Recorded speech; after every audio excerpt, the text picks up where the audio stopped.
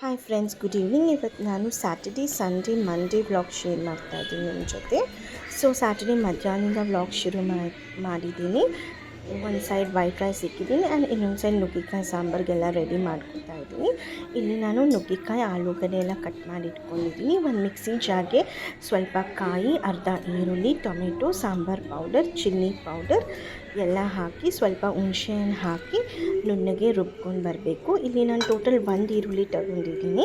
ಅರ್ಧ ಈರುಳ್ಳಿ ಮಿಕ್ಸಿ ಜಾರ್ಗೆ ಹಾಕಿದ್ದೀನಿ ಆ್ಯಂಡ್ ಅರ್ಧ ಈರುಳ್ಳಿ ಬಂದು ಒಗ್ಗರಣೆಗೆ 4ರಿಂದ 5 ಬೆಳ್ಳುಳ್ಳಿ ಜಜ್ಜಿಟ್ಕೊಂಡಿದ್ದೀನಿ. ಸೊ ಇಲ್ಲಿ ಸ್ಟವ್ ಮೇಲೆ ಒಂದು ಬಾಣಲಿ ಇಟ್ಟಿದ್ದೀನಿ. ಎಣ್ಣೆ ಹಾಕಿ ಎಣ್ಣೆ ಬಿಸಿ ಆಗುವಷ್ಟು ನಾನು ಮಸಾಲ ರುಬ್ಕೊಂಡು ಬಂದಿದ್ದೀನಿ. ಇವಾಗ ಎಣ್ಣೆ ಬಿಸಿ ಆಗಿದೆ, ಅದಕ್ಕೆ ಸಾಸಿವೆ, ಜೀರಿಗೆ, ಇಂಗು, ಕರಿಬೇವು ಎಲ್ಲ ಫ್ರೈ ಮಾಡ್ಕೊಂಡ್ಮೇಲೆ ನಾವು ಜಜ್ಜಿಟ್ಕೊಂಡಿರುವ 4ರಿಂದ 5 ಬೆಳ್ಳುಳ್ಳಿ, ಅರ್ಧ ಈರುಳ್ಳಿ ಎಲ್ಲ ಫ್ರೈ ಮಾಡ್ಕೋಬೇಕು. ನಾನು ಬೇಳೆ ಆಲ್ರೆಡಿ ಬೆಳಗ್ಗೆನೇ ಬೇಯಿಸಿಟ್ಕೊಂಡಿದ್ದೆ, ಇವಾಗ ಸ್ಮ್ಯಾಶ್ ಮಾಡಿರೋದಾಗಿದೆ. ಇವಾಗ ನಾವು ನುಗ್ಗೆಕಾಯಿ, ಆಲೂಗಡ್ಡೆ, ರುಬ್ಬಿಟ್ಕೊಂಡಿರೋ ಮಸಾಲ, ಒಗ್ಗರಣೆ, ಬೇಕಾಗಿರೋ ಅಷ್ಟು ಉಪ್ಪು ಎಲ್ಲ ಹಾಕಿ ಕುಕ್ಕರ್ಲಿ ಕ್ಲೋಸ್ ಮಾಡಿ 1 ವಿಸಲ್ ಕೂಗಿಸ್ಕೊಂಡ್ರೆ ಟೇಸ್ಟಿಯಾದ ನುಗ್ಗೆಕಾಯಿ ಸಾಂಬಾರು ರೆಡಿ ಆಗುತ್ತೆ.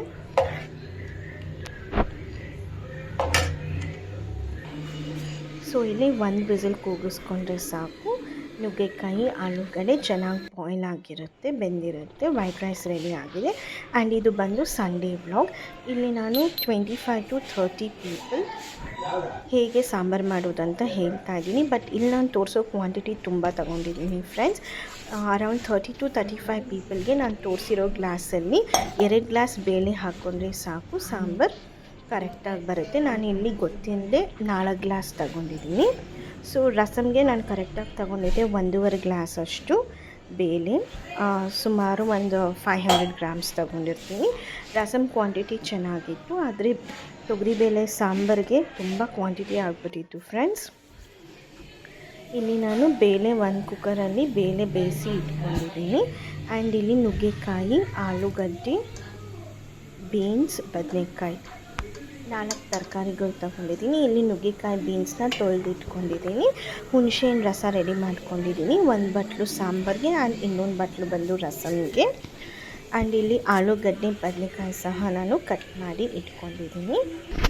ಆ್ಯಂಡ್ ಟೊಮೆಟೊ ಕಟ್ ಮಾಡಿ ಇಟ್ಕೊಂಡಿದ್ದೀನಿ. ಇವಾಗ ಕುಕ್ಕರಲ್ಲಿ ಬೇಳೆ ತಣ್ಣಗಾಗುವಷ್ಟರಲ್ಲಿ ನಾನಿಲ್ಲಿ ಬಾಣಲಿ ಇಟ್ಕೊಂಡಿದ್ದೀನಿ. ಬಾಣಲಿಯಲ್ಲಿ ಸ್ವಲ್ಪ ಸಾಸಿವೆ, ಜೀರಿಗೆ, ಇಂಗು, ಕರಿಬೇವು ಎಲ್ಲ ಹಾಕಿ ನುಗ್ಗೆಕಾಯಿ, ಬೀನ್ಸ್, ಬದನೆಕಾಯಿ, ಆಲೂಗಡ್ಡೆ ಎಲ್ಲ ಹಾಕಿ ಒಂದು 5ರಿಂದ 10 ನಿಮಿಷ ಫ್ರೈ ಮಾಡ್ಕೋಬೇಕು ಫ್ರೆಂಡ್ಸ್. ಇಲ್ಲಿ ಬೇಳೆ ಬೆಂದಿದೆ, ಚೆನ್ನಾಗಿ ಸ್ಮ್ಯಾಶ್ ಮಾಡಿ ಇಟ್ಕೊಂಡಿದ್ದೀನಿ. ಮಸಾಲೆಗೆ ನಾನಿಲ್ಲಿ ಬರೀ ಕಾಯಿ ತುರಿ, tomato, sambar powder, chilli powder ತೊಗೊಂಡಿದ್ದೀನಿ. ಈರುಳ್ಳಿ ಬೆಳ್ಳುಳ್ಳಿ ಯೂಸ್ ಮಾಡಲ್ಲ, ಬಿಕಾಸ್ ಇದು ದೇವರಿಗೆ ನೈವೇದ್ಯ ಮಾಡ್ತಾ ಇರೋದ್ರಿಂದ. ಆ್ಯಂಡ್ ಇಲ್ಲಿ ರಸಮ್ಗೆ ಬಂದು ನಾನಿಲ್ಲಿ ನಾರ್ಮಲ್ ಬೇಳೆ ಬೇಯಿಸಿಟ್ಕೊಂಡಿದ್ದೀನಿ. ಒಂದು ಮಿಕ್ಸಿ ಜಾರ್ಗೆ 4ರಿಂದ 5 ಟೊಮೆಟೊ, ಸ್ವಲ್ಪ ಕೊತ್ತಂಬರಿ ಸೊಪ್ಪು, ಜೀರಿಗೆ, ಮೆಣಸು ಎಲ್ಲ ನುಣ್ಣಗೆ ನೀರು ಹಾಕಿ ನುಣ್ಣಗೆ ರುಬ್ಕೋಬೇಕು. ಒಗ್ಗರಣೆಗೆ ನಾರ್ಮಲ್ ಸಾಸಿವೆ, ಜೀರಿಗೆ, ಇಂಗು, ಕರಿಬೇವು, ಅರ್ಧ ಟೊಮೆಟೊ ತೊಗೊಂಡಿದ್ದೀನಿ. ಚೆನ್ನಾಗಿ ಫ್ರೈ ಮಾಡಿಕೊಂಡು ರುಚಿಗೆ ಬೇಕಾದಷ್ಟು ಉಪ್ಪು, ಹುಣಸೆಹಣ್ಣು ಹಾಕ್ಕೊಂಡ್ರೆ ರಸಮ್ ರೆಡಿ ಆಗುತ್ತೆ. ಸ್ವಲ್ಪ ಕ್ಲಿಪ್ಪಿಂಗ್ಸ್ ಮಿಸ್ ಆಗಿದೆ ಫ್ರೆಂಡ್ಸ್. ಸೊ ತಾಯಿ ಚೌಡೇಶ್ವರಿ ಬಂದಿದ್ದರು ನಮ್ಮ ಮನೆಗೆ, ಸಾಯಂಕಾಲ ಪೂಜೆ ಮಾಡಿದ್ವಿ. ಸೊ ನೀವು ನೋಡ್ಬೋದು ಇಲ್ಲಿ ಎಲ್ಲರೂ ಬಂದಿದ್ದಾರೆ. ಹೇಳ್ರಿ ಹಾಯ್ ಹೇಳಿ. ಹಿತ ಹಿತ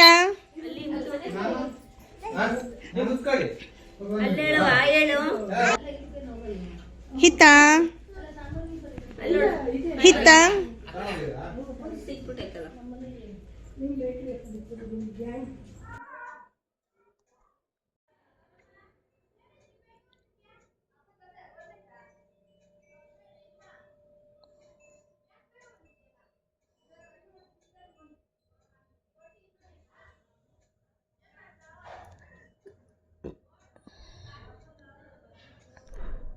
ನಮ್ಮ ಫ್ಯಾಮ್ಲಿ ಫ್ರೆಂಡ್ ಒಬ್ಬರು, ನಮ್ಮ ಯಜಮಾನ್ರು ಫ್ರೆಂಡ್ ಅವ್ರು ತರಿಸಿದ್ರು ಚೌಡೇಶ್ವರಿ ತಾಯಿನ ಅವ್ರ ಮನೆಗೆ. ಸೊ ಅವ್ರ ಮನೆಯಿಂದ ಸ್ವಲ್ಪ ಹೊತ್ತು ನಮ್ಮ ಮನೆಗೆ ಕರ್ಕೊಂಡು ಬಂದರು. ನಾವು ಪೂಜೆ ಮಾಡಿ ಕಳಿಸ್ಕೊಟ್ವಿ. ಸೊ ಇದು ಬಂದು ನನ್ನ ಮಗಳದು ಚಿಕ್ಕ ವಯಸ್ಸಿನ ಫೋಟೋಸ್ ಶೇರ್ ಮಾಡ್ತಾಯಿದ್ದೀನಿ ಫ್ರೆಂಡ್ಸ್. ಇದು ಬಂದು ಅರೌಂಡ್ 1.5 ಇಯರ್ ಇರುತ್ತೆ ಅವಳಿಗೆ. ಕೃಷ್ಣಾಷ್ಟಮಿ ದಿವಸ ಕೃಷ್ಣರ ವೇಷ ಹಾಕಿದ್ದೀವಿ ಅವಳಿಗೆ. ನೋಡ್ಬೋದು ಎಷ್ಟು ಕ್ಯೂಟಾಗಿ ಕಾಣಿಸ್ತಾ ಇದ್ದಾನೆ.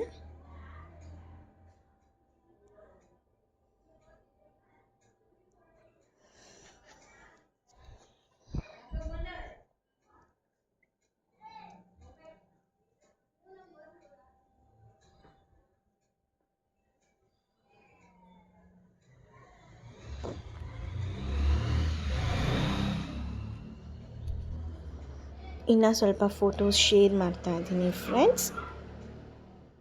ಸೊ ಇದು ಬಂದು ನಮ್ಮ ಮನೆಯಲ್ಲಿ ಫಸ್ಟ್ ಟೈಮ್ ನಾವು ಗೌರಿ ಗಣೇಶ ಹಬ್ಬ ಕೂರಿಸಿದಾಗ ಫೋಟೋಸ್ ತೆಗೆದಿರೋದಿದು. ಆ್ಯಂಡ್ ಇದು ಬಂದು ನಮ್ಮ ಮನೆಯಲ್ಲಿ ನನ್ನ ಮಗಳದ್ದು 5th ಇಯರ್ ಬರ್ಡೇ. ಇಲ್ಲಿ ಪಕ್ಕ ಇರೋದು ಅವಳ ತಮ್ಮ, ನಮ್ಮ ವಾರ್ಗತಿ ಮಗ. ಅವನ ಹೆಸರು ಅಭಯ್ ಚಂದ್ರ ಅಂತ, ನನ್ನ ಮಗಳ ಹೆಸರು ಶ್ರಾವ್ಯ ಅಂತ. ಆ್ಯಂಡ್ ಇದು ಬಂದು 6th ಇಯರ್ ಬರ್ಡೇ ಅವಳದು.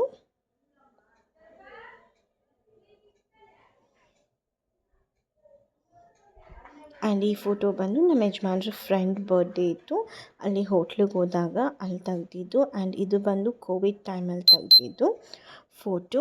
ಆ್ಯಂಡ್ ಇದು ಬಂದು ನನ್ನ ಮಗಳು ಕಿಡ್ಸಿ ಸ್ಕೂಲಲ್ಲಿ ಓದೋವಾಗ ಟ್ರೆಡಿಷ್ನಲ್ ವೇರ್ ಹಾಕ್ಕೊಂಡು ಬರಬೇಕು ಅಂತ ಹೇಳಿದ್ರು ಒಂದು ದಿವಸ. ಸೊ ಆವಾಗ ಅವಳನ್ನ ಈ ಥರ ರೆಡಿ ಮಾಡಿ ಕಳಿಸಿದ್ದೆ ಟ್ರೆಡಿಷ್ನಲ್ ಆಗಿ.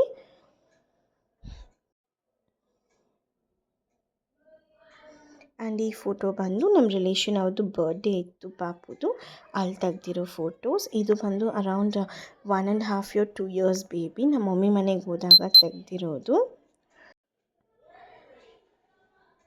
ಆ್ಯಂಡ್ ಈ ಫೋಟೋಸ್ ಬಂದು ನಮ್ಮ ಪಾಪು ನಾಮಕರಣದ ಫೋಟೋಸ್. ಆ್ಯಂಡ್ ಈ ಫೋಟೋ ಬಂದು ನಮ್ಮ ರಿಲೇಷನ್ ಮದುವೆಗೆ ಹೋದಾಗ ತೆಗ್ದಿರೋದು. ಆ್ಯಂಡ್ ಈ ಫೋಟೋಸ್ ಬಂದು ನನ್ನ ಮಗಳು ಚಿಕ್ಕ ವಯಸ್ಸಲ್ಲಿ ಅರೌಂಡ್ 2 years ಇದ್ದಾಗ ಫಿಲಮ್ಗೆ ಹೋದಾಗ ನಾನು ನಮ್ಮ ಯಜಮಾನ್ರು ತೆಕ್ಕೊಂಡಿರೋ ಫೋಟೋಸ್. ಇದು ಬಂದು ನಮ್ಮ ಭಾರ್ಗತಿ ಮಗ ಪಂಕಜ್ ವರ್ತನ ಅಂತ ಮನೆಗೆ ಬಂದಾಗ ತೆಗ್ದಿರೋ ಫೋಟೋಸ್. ಆ್ಯಂಡ್ ಅಗೇನ್ ಇದು ಬಂದು ನಾಮಕರಣದ ಫೋಟೋಸ್. ಆ್ಯಂಡ್ ಇದು ಬಂದು ನಾವು ಫ್ರೆಂಡ್ಸ್ ಎಲ್ಲ ಸೇರಿಕೊಂಡು ನಮ್ಮ ಮನೆ ಹತ್ರ ಎಕ್ಸಿಬಿಷನ್ಗೆ ಹೋಗಿದ್ವಿ, ನಾವು ಅಕ್ಕಪಕ್ಕದ ಮನೆಯವರು ಆ್ಯಂಡ್ ಫ್ರೆಂಡ್ಸ್. ಸೊ ಅಲ್ಲಿ ತೆಗ್ದಿರೋ ಫೋಟೋಸ್ ಇದು ಎಕ್ಸಿಬಿಷನಲ್ಲಿ.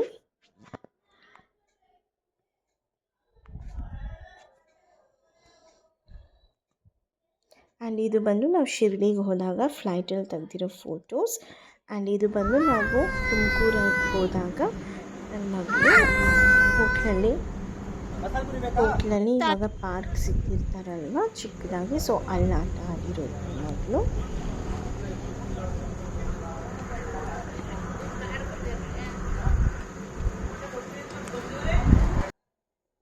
ಆ್ಯಂಡ್ ಅಗೇನ್ ಇದು ಸಹ ನಾವೆಲ್ಲೋ ಹೋಗ್ತಾ ಇರೋವಾಗ ತೆಗ್ದಿರೋ ಫೋಟೋ.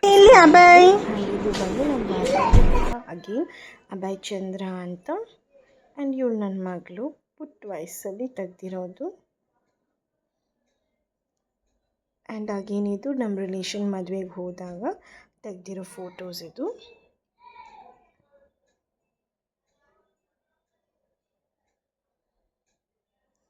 ಇದು ಸಹ ಕೋವಿಡ್ ಟೈಮಲ್ಲಿ ತೆಗ್ದಿರೋ ಫೋಟೋಸ್. ಅರೌಂಡ್ 3.5 years ಇರುತ್ತೆ ಫ್ರೆಂಡ್ಸ್ ಅವಳಿಗೆ. ಆ್ಯಂಡ್ ಇದು ಬಂದು ನಾನು ದೇವಸ್ಥಾನಕ್ಕೆ ಹೋಗುವಾಗ ಸ್ಯಾರಿ ಉಟ್ಕೊಂಡಿದ್ದೆ ಆ ಫೋಟೋಸ್. ಈ ಫೋಟೋಸ್ ಎಲ್ಲ ನನ್ನ ಮಗಳು ಹಬ್ಬದ ದಿವಸ ರೆಡಿ ಆಗಿರೋದು. ಆ್ಯಂಡ್ ಇದು ಅಗೇನ್ ನಮ್ಮ ವಾರ್ಗತಿ ಮಗ ಅಭಯ್ ಚಂದ್ರ ಅಂತ ನಮ್ಮ ಫ್ಯಾಕ್ಟ್ರಿ ಗೃಹ ಪ್ರವೇಶದಲ್ಲಿ ತೆಗ್ದಿರೋ ಫೋಟೋಸ್.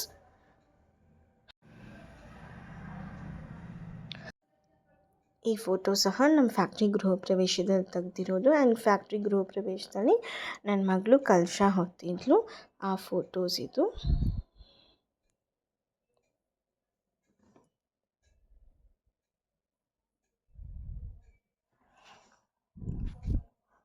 ಇದು ನಾನು ನಮ್ಮ ಯಜಮಾನ್ರು ಫಂಕ್ಷನ್ ಟೈಮಲ್ಲಿ ತೆಗ್ದಿರೋ ಫೋಟೋಸ್.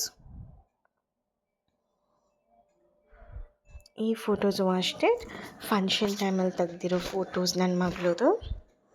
ಇದಾಗಿತ್ತು ಫ್ರೆಂಡ್ಸ್ ನನ್ನ vlog. Please share and subscribe. Have a nice day. Bye bye.